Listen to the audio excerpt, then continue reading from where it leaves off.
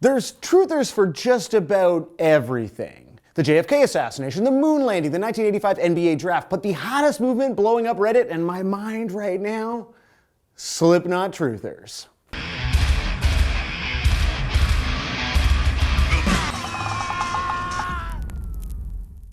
A few years ago, I read a book by Jonathan Kay called Among the Truthers, centered on that most truthy of ideas that 9/11 was an inside job. And Kay spent years immersed in IRL and online conspiracy theory culture, which, since you're watching this on YouTube, you probably know is a wild world. I have to say that I feel kind of bad for Jonathan Kay because basically he's kind of serving the devil, because he wrote this book and all it's doing is, perpetuating the lies of the mainstream media and the government. Beyond the nuts and bolts of modern conspiracy culture, which are some fun bolts and nuts to be sure, Kay is most interested in what it is about our modern condition that makes us so prone to suspicion. Some conspiracies are definitely real, but it seems like there's more and more truther movements coming at us faster and furiouser every year. In 2014, a Richmond CBS affiliate had to run a news segment to prove to residents that the snow blanketing the South at that time was not a geoengineered government plot. But there's no liquid dripping from it. Is it real snow, Alex? Go ahead, taste it. Go ahead, taste it. I double dog dare you, taste it. It's not yellow. Genuine Richmond snow. Why would the government fake snow on the South? Why infuriate the citizenry so? This isn't unbelievable. Snow, this is not snow. Unbelievable, people. Right. Perhaps the answer is chemtrails? Genetically modified snow. This comes from chemtrails.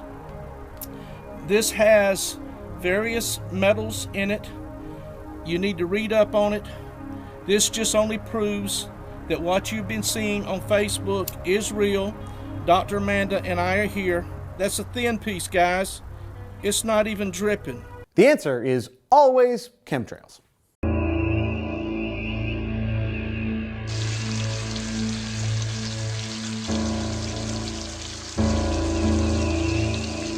Ultimately, there is one medium, one fresh, hot medium that you love a lot that has changed the speed at which truther movements can connect and develop and spread. And that is internet. Your Mac friend, Brent Rambo.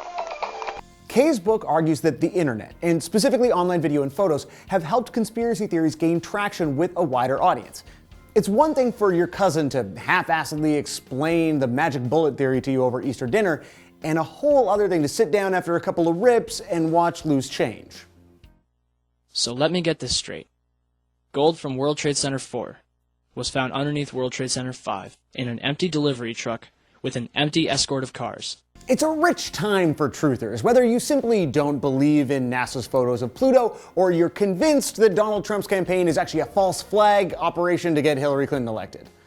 Or you know for sure that Slipknot is all different dudes all the time.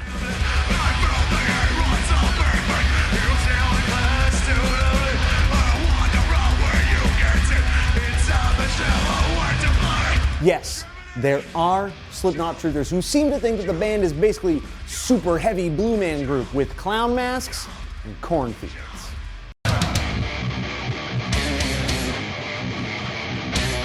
In an article titled "Former Slipknot Member Reveals Secret About Slipknot," the website Mosh Couture seems to be the primary source of this rumor. And using the same red circles and different photos that you know and love from every internet conspiracy since Loose Change, it details an intricate plot to deceive Slipknot's loyal maggots.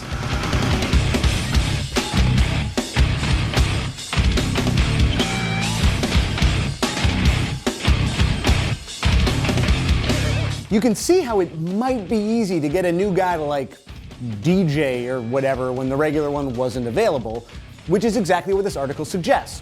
Starting with guitarist Jim Root's disappearing, reappearing hand tattoos, it basically says that, according to this ex-member, Slipknot's lineup is constantly changing. Outside of Corey Taylor, people might know this. I did my job, and no one knows.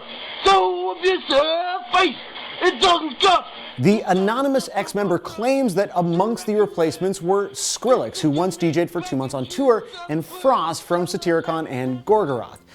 It's an interesting theory, and one that Slipknot fans on Reddit are super sick of hearing about, but it's not like Slipknot would be the first people to try to pull this off. Have you ever tried to go to an MF Doom show?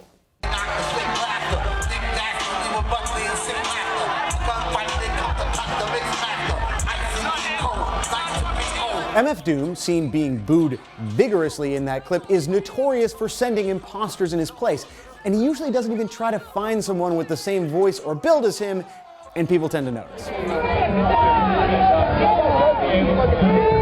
fake ass cartoon!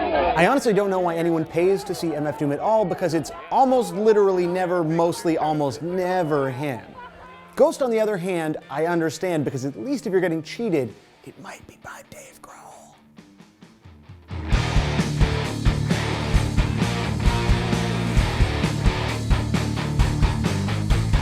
Since the band collaborated on an EP of covers in 2013, rumors have circulated that sometimes, not often, but sometimes, Dave dons the requisite outfit and becomes one of the band's nameless ghouls.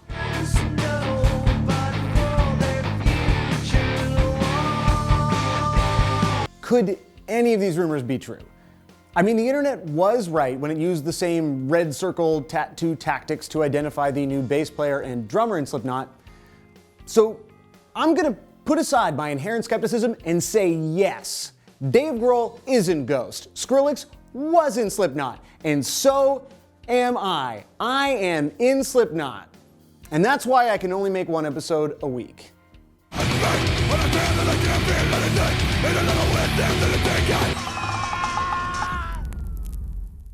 What do you think?